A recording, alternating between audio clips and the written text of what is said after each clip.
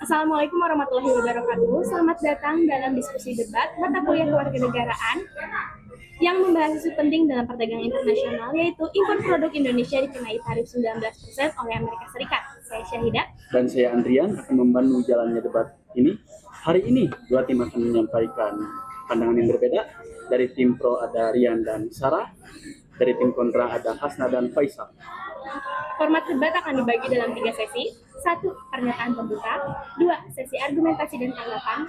3. Kesimpulan. Waktu per pembicara adalah 1,5 menit untuk sesi pembuka dan kesimpulan, serta 3 menit per tim dalam setiap sesi ronde pertama. Kita mulai dengan tim pro. Silakan Rian, Anda punya waktu 1,5 menit. Terima kasih moderator. Saya Rian Apriana dari tim pro. Kami berpandangan bahwa tarif 19% oleh Amerika Serikat terhadap produk Indonesia adalah bentuk kebijakan yang sah dalam dunia perdagangan internasional. Justru ini bisa memicu perubahan yang positif. Tarif ini bisa mendorong Indonesia untuk memperbaiki kualitas, inovasi, dan memperluas pasar selain Amerika Serikat. Alih-alih mengandalkan keluhan, ini saatnya kita naik kelas menjadi negara eksportir yang lebih tangguh.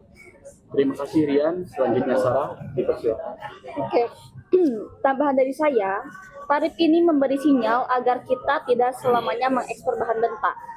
Kita perlu mengekspor produk jadi yang punya nilai tambah tinggi. Dengan adanya hambatan tarif, pelaku usaha akan terdorong bertransformasi.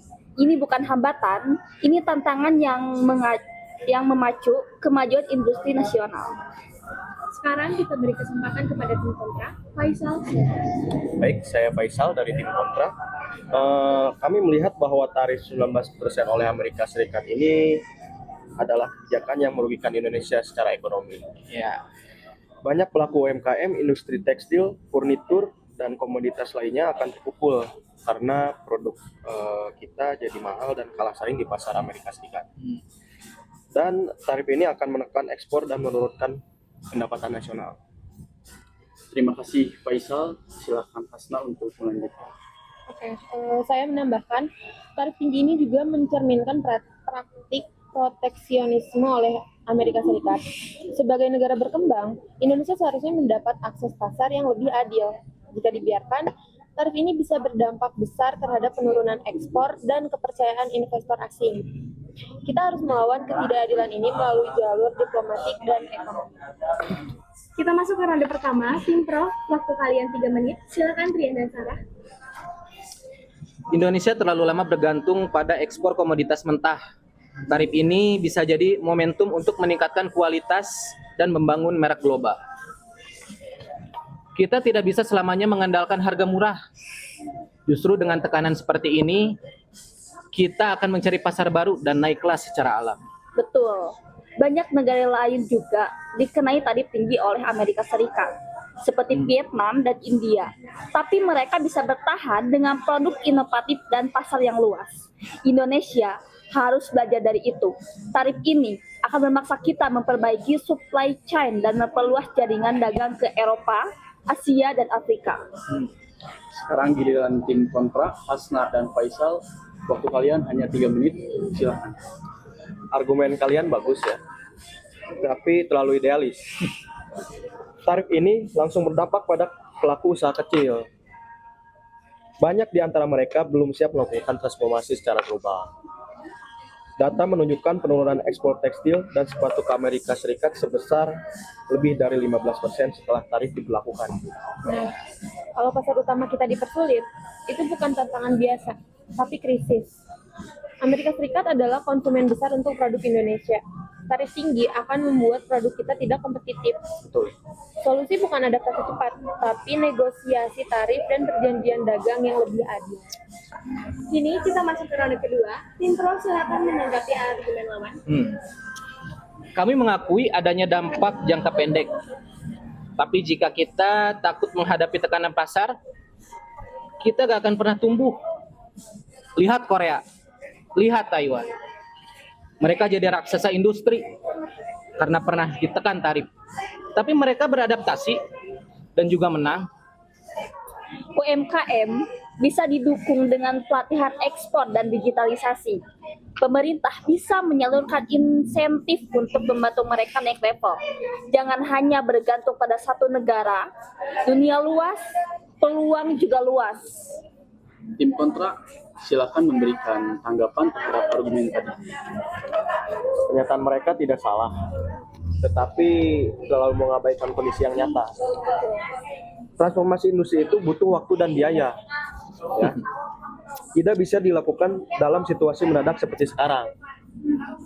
Yang rugi bukan cuma perusahaan besar, tapi pekerja dan petani kecil. Betul. Mereka menyarankan ekspansi ke pasar lain, tapi semua itu butuh waktu bertahun-tahun. Yang dibutuhkan sekarang adalah kebijakan jangka pendek, diplomasi aktif, penghapusan tarif, dan perlindungan ekspor nasional. Kita masuk ke roda terakhir, solusi dan jalan tengah. Tim Pro silahkan. Ya, terima kasih moderator. Solusi dari kami yang pertama, pemerintah memperluas pasar ekspor melalui perjanjian dagang baru. Yang kedua, meningkatkan kualitas produk dan teknologi industri. Yang ketiga, memberikan pelatihan ekspor bagi UMKM. Yang keempat, fokus ke pasar non-Amerika Serikat seperti Asia Timur, Eropa, dan Afrika. Jangan biarkan tarif Amerika Serikat mendikte arah ekonomi kita. Betul banget. Kita bisa jadi kuat dengan keberagaman pasar, bukan ketergantungan. Silakan tim kontra untuk menyampaikan solusi dari pandangan kalian. Kami dari tim kontra menawarkan beberapa poin juga. Yang pertama, negosiasi ulang dengan Amerika Serikat untuk menurunkan tarif. Dan yang kedua, pemberian subsidi bagi eksportir terdampak. Yang ketiga, membangun sistem perlindungan ekonomi untuk sektor strategis. Yang keempat, gunakan forum WTO untuk memperjuangkan keadilan tarif. Transisi emang penting, tapi jangan dalam kondisi terpaksa. Yang kita butuhkan adalah pendekatan gradual. Saatnya mendengarkan kesimpulan dari masing-masing tim. Silakan tim Pro terlebih dahulu. Tarif 19% adalah tantangan sekaligus peluang. Jika kita mampu menyesuaikan diri, justru ini menjadi pemicu peningkatan kualitas produk dan pasar yang lebih luas. Kita harus melihat ke depan, bukan hanya mengeluh. Bagus. Terima kasih Sarah. Sekarang giliran tim kontra. Silakan Faisal. Tarif ini nyata-nyata merugikan rakyat kecil dan industri nasional ya. Kita butuh tindakan nyata dari pemerintah untuk melindungi ekspor dan memperjuangkan keadilan dengan global. Negosiasi dan kebijakan pro-ekonomi rakyat harus jadi prioritas. Terima kasih kepada tim Pro dan tim kontra atas pendapatnya. Semoga debat ini memberikan kita pemahaman baru bahwa menghadapi tantangan global kita membutuhkan keberanian, strategi, dan perlindungan terhadap kesenjangan nasional.